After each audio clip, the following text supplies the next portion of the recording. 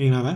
DB Data Academy ကနေကြိုဆိုလိုက်ပါတယ်ကျွန်တော်ဒီနေ့ရွှေစည်းကရဲ့အခြေအနေကိုနည်းငယ်ခန့်မှန်းကြည့်မယ်ပြီးရင်ဘယ်နေရာမှာဝယ်သင့်တယ်ဘယ်နေရာမှာရောင်းသင့်လဲဆိုတာကိုပြောပြပေးသွားမှာဖြစ်ပါတယ် Okay စရရအောင်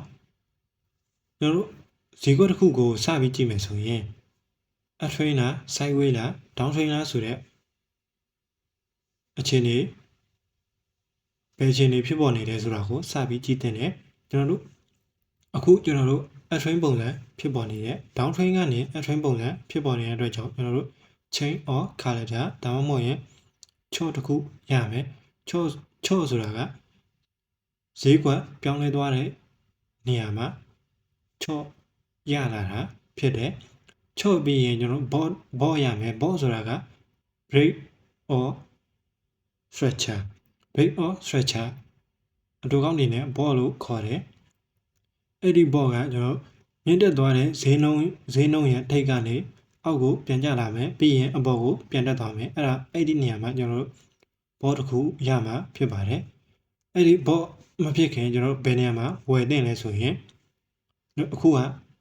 up trend ပုံစံဖြစ်နေတဲ့အတွက်ကြောင့်ဒီနေရာမှာဒီမှန်ဆုံးပြီးရင်ကျွန်တော်ဖိဖို့လဲဒီနေရာမှာဖြစ်ပေါ်နေတဲ့အတွက်ကြောင့်ကျွန်တော်တို့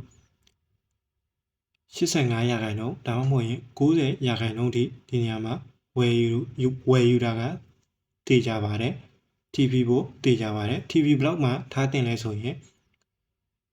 အခုက9150ကနေ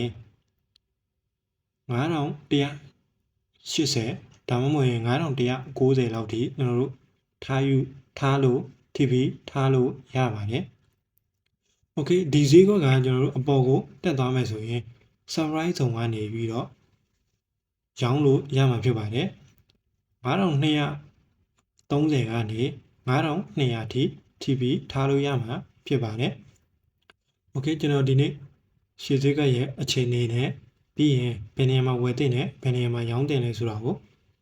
ပြောပြခဲ့တာဖြစ်ပါတယ်ကြိုက်နေတဲ့ရင် like ရ follow လေးတွေနှိပ်ပြီးတော့ကြအောင်တကယ်လို့